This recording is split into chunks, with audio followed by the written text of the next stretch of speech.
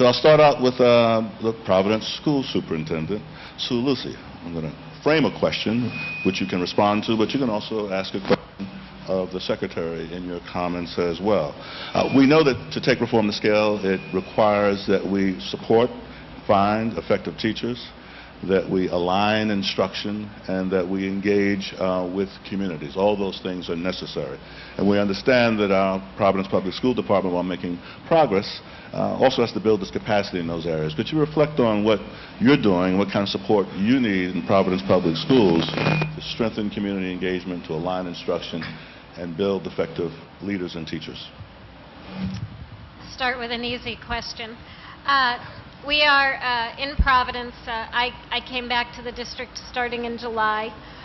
We are putting together and building on work that had been done prior to my arrival, putting together a strategic framework and results framework for our schools and our system. That framework has two purposes. One, to guide the development of a full-fledged strategic plan for our district, but two, and equally importantly, to provide a framework around which we can come together with multiple community partners to serve the needs of Providence children. And those efforts will be supported by multiple community partners through the Mayor's Children and Youth Cabinet, and among others. I think a challenge we face in this area is one, becoming better at engaging with those partners, and also not only engaging with them, but seeking their advice on how to best engage with our multiple communities. Two, we need to constantly be building our central office and other capacities in order to do that.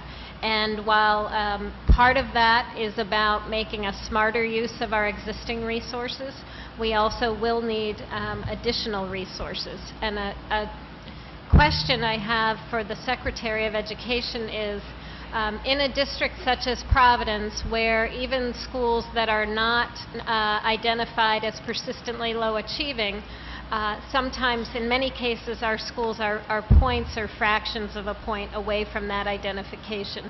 So a challenge we have, even with the assistance of school improvement grants, and particularly since the amount for this next cohort of schools is very substantially smaller now that the ERA funds have gone, a potential danger is that there will be resource swings across schools in our district.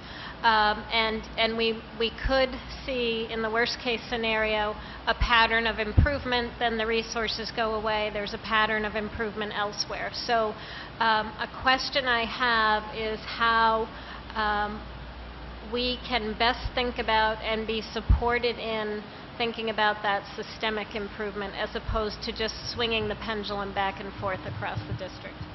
First, I just appreciate your leadership so much. And just to talk more broadly, then I'll answer the question specifically. This idea of turning around chronically underperforming schools is a hugely important one. This is tough work. There's nothing easy about it.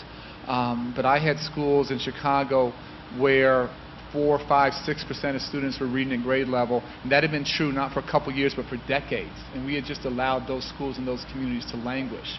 And so I'm so proud of the courage and the leadership of all the adults here in Providence and in the state and around the country. If you go back just a year or two across the entire nation, honestly, if we are lucky, 15 or 20 schools are being turned around. Right now across the country, we're up at about 1,000. So it's a huge step in the right direction, and we're going to see some fantastic success stories. We're going to see some that we're going to be in the middle, and we're going to see some that are going to continue to struggle.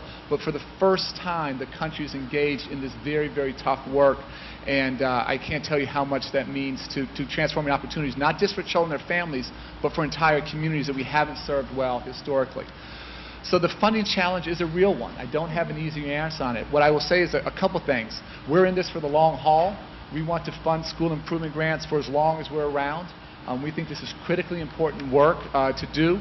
I think having advocacy, with your senators, with your congressional leaders, that this is part of what we need to be doing collectively, and not doing it for a couple years and then disappearing. So this has to be part of the line of business that we're in. We want to do Race to the Top every year. We want to do school improvement grants every year. We want to invest in innovation every year. And to be clear, all of these are often difficult asks for congressional leaders. And everyone's used to sort of getting a big pie, taking home their tiny slice, and not thinking about how you have a disproportionate impact where there's greatest need. The other thing, which I'm sure you're doing, is to try and be very selective in which schools you work in, and not try and do every school right away. Try and have real success stories. This is, largely new work for the country.